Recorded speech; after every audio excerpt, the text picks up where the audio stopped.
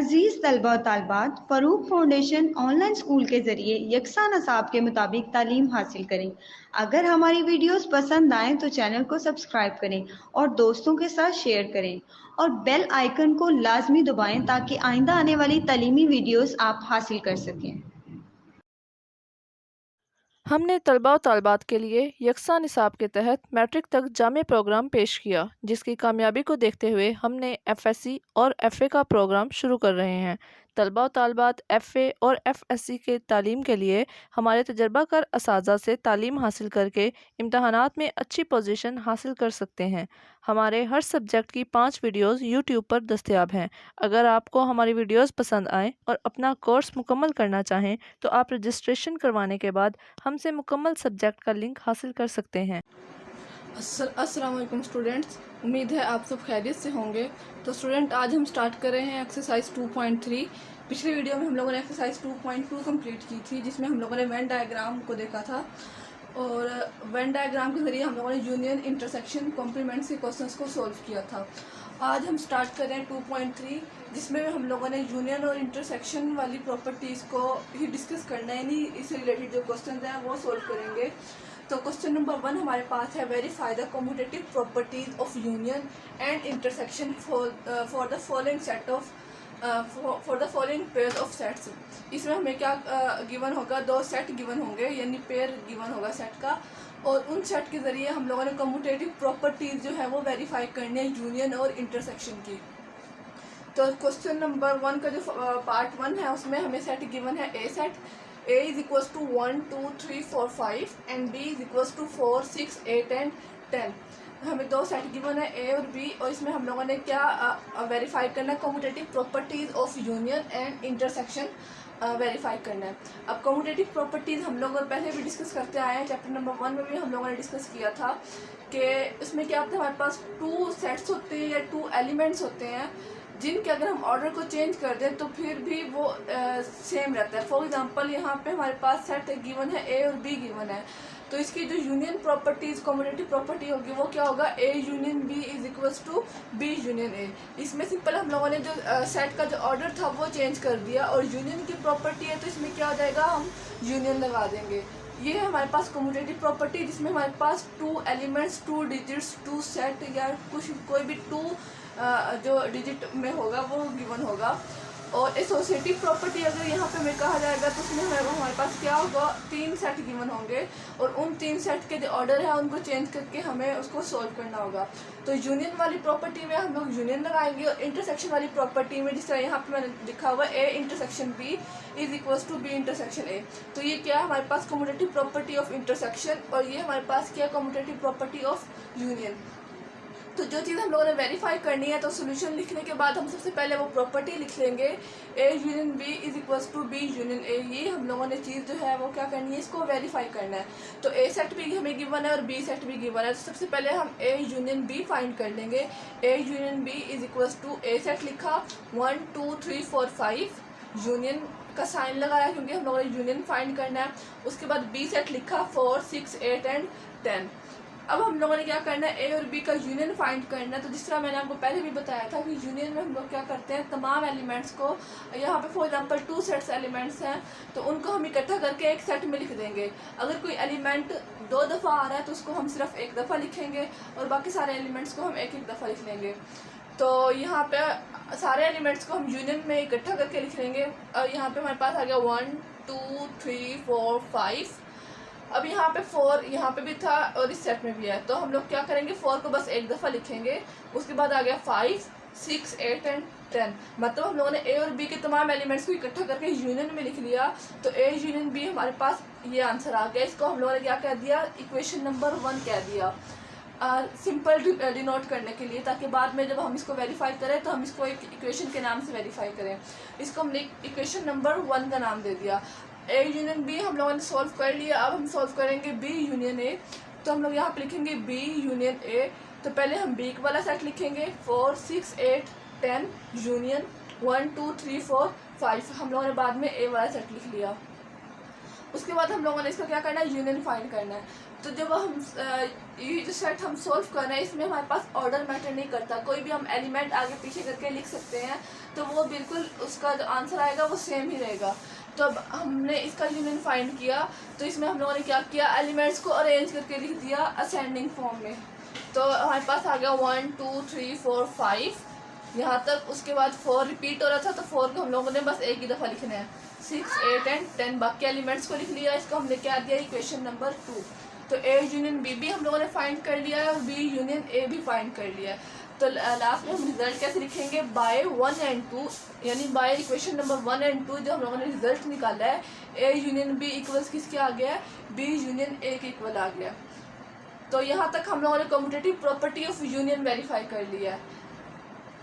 उसके बाद हम लोग क्या करेंगे, इंटरसेक्शन की प्रॉपर्टी जो है वो वेरीफाई करेंगे। तो उसके लिए हम लोगों ने कम्यूटेटिव प्रॉपर्टी ऑफ इंटरसेक्शन लिख लिया, A intersection B equals to B intersection A.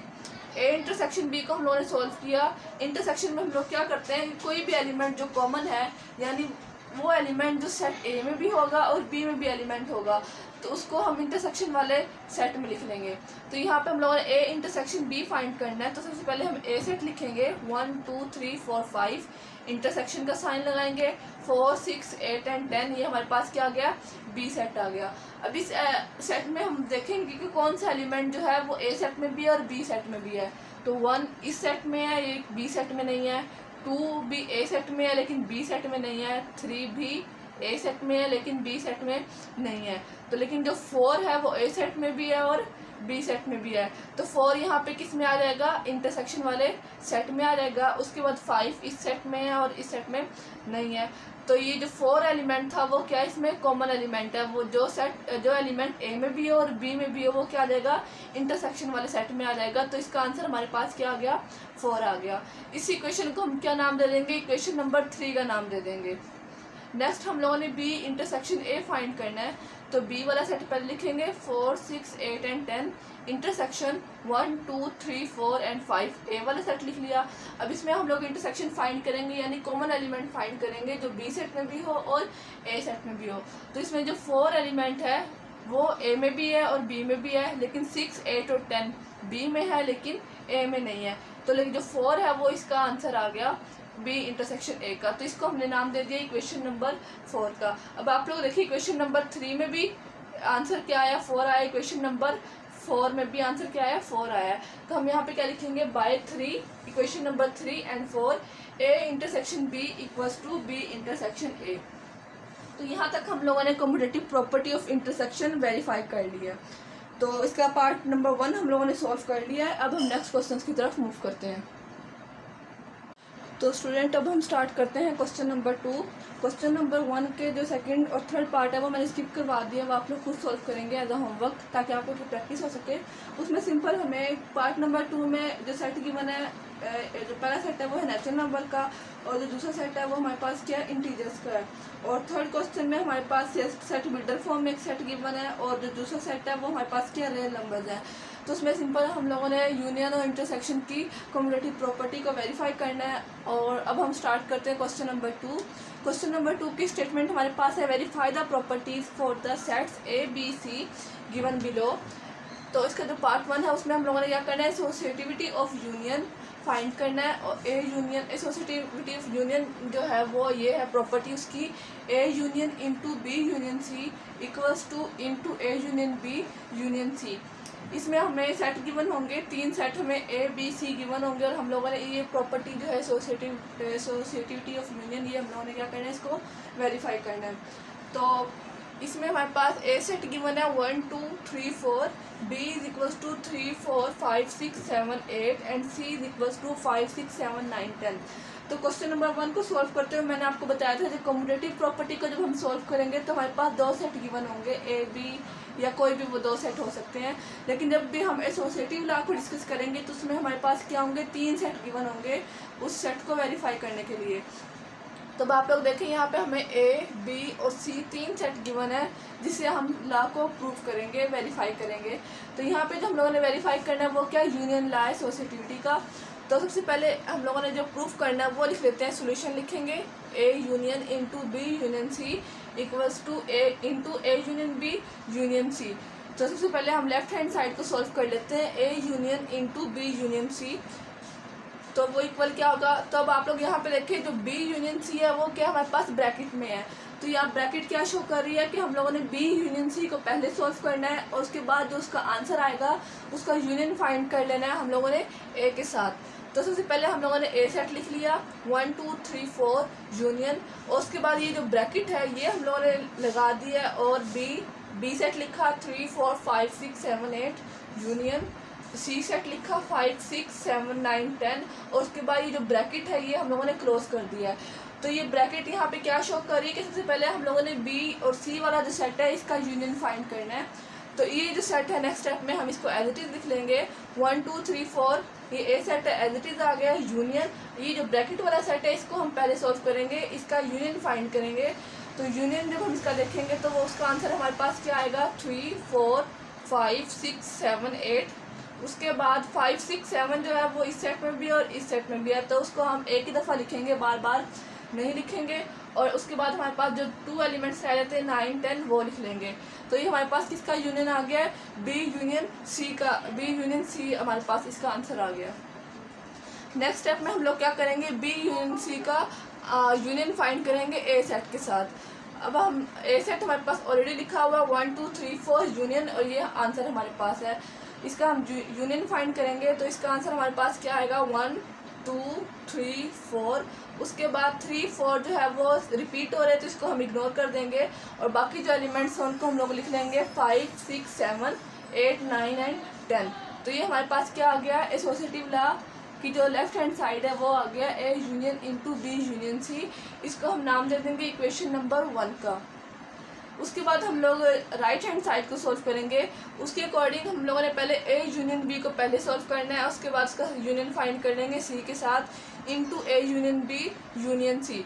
तो ब्रैकेट लगाएंगे और उसके बाद ए सेट लिखेंगे 1 2 3 4 यूनियन, बी सेट लिखेंगे 3 4 5 6 7 8। उसके बाद ब्रैकेट क्लोज करेंगे, यूनियन सी सेट लिख लेंगे 5 6 7 9 एंड 10।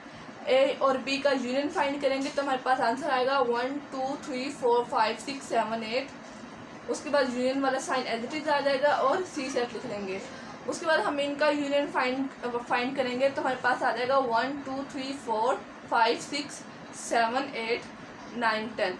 तमाम एलिमेंट्स को हमने अरेंज करके लिख लिया, तो इस इक्वेशन को हम नाम दे देंगे इक्वेशन नंबर 2 का। अब हम इसको कंपेयर करेंगे इक्वेशन नंबर 1 और 2 को, तो ये हमें फाइंड होगा कि इक्वेशन नंबर 1 इक्वल आ जाती है इक्वेशन नंबर 2 के। तो हम यहाँ पे लिखेंगे by 1 and 2 A union into B union C equal आ जाता है into A union B union C के। तो यहाँ पे हम लोगों ने एसोसिएटिव लॉ ऑफ यूनियन को वेरीफाई किया है, जहाँ पे हमें 3 सेट गिवन थे ए बी और सी का। तो पार्ट 1 इसका हम लोगों ने कर लिया है। अब हम नेक्स्ट क्वेश्चन की तरफ मूव करते हैं। तो स्टूडेंट क्वेश्चन नंबर 2 के 3 पार्ट्स हैं, जिसमें से हम लोगों ने 1 पार्ट कर लिया और बाकी जो 2 पार्ट्स हैं वो आप लोग खुद सोल्व करेंगे। वो सेम इसी तरीके से इसी मेथड से सोल्व होंगे, लेकिन उसमें डिफरेंस क्या होगा, ए बी और सी जो सेट हैं वो चेंज होंगे। तो उसमें भी हम लोगों ने यूनियन का जो एसोसिएटिव लॉ है वो वेरीफाई करना है, तो वो आप लोग खुद सोल्व करेंगे एज अ होमवर्क, ताकि आप लोग की प्रैक्टिस हो सके। अब हम जो इसका पार्ट नंबर 2 है क्वेश्चन नंबर 2 का वो स्टार्ट करते हैं। उसमें हम लोगों ने क्या फाइंड करना है, इंटरसेक्शन वाला लॉ फाइंड करना है। तो हम स्टार्ट करते हैं इसका पार्ट नंबर 2।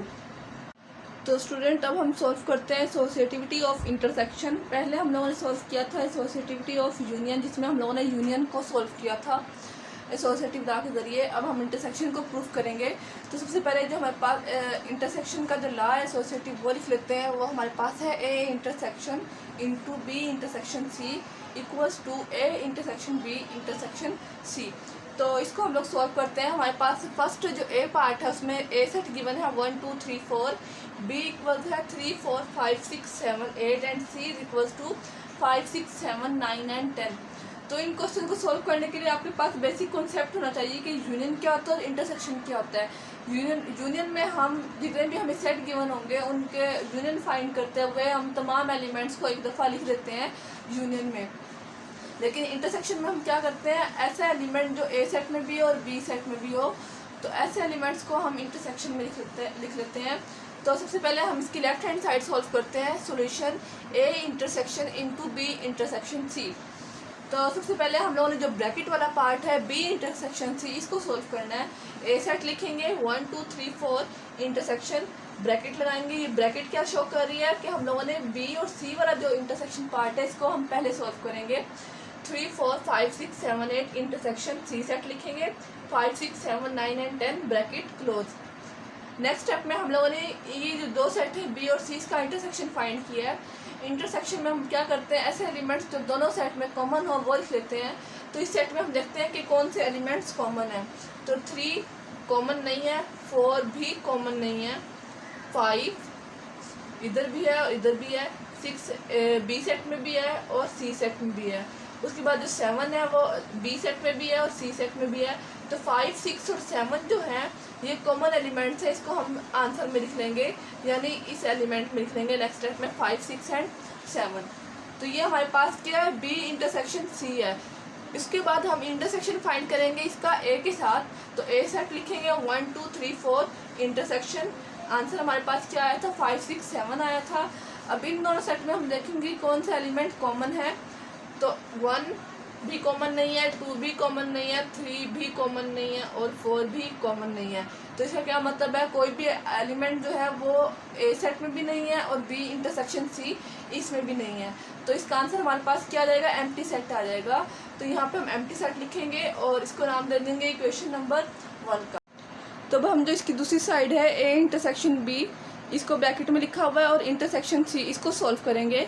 तो लिखा हुआ हमारे पास ब्रैकेट जो शो कर रही है वो क्या शो कर रही है कि ए इंटरसेक्शन बी वाला जो एलिमेंट है इसको हम पहले सॉल्व करेंगे।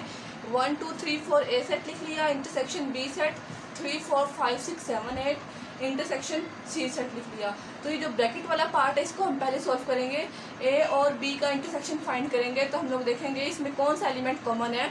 तो 1 भी कॉमन नहीं है, 2 भी कॉमन नहीं है, तो 3 इस सेट में भी और इस सेट में भी है। नेक्स्ट 4 ए सेट में भी है और बी सेट में भी है। तो 3 और 4 क्या आ जाएंगे, कॉमन एलिमेंट्स इंटरसेक्शन वाले सेट में आ जाएंगे 3 और 4।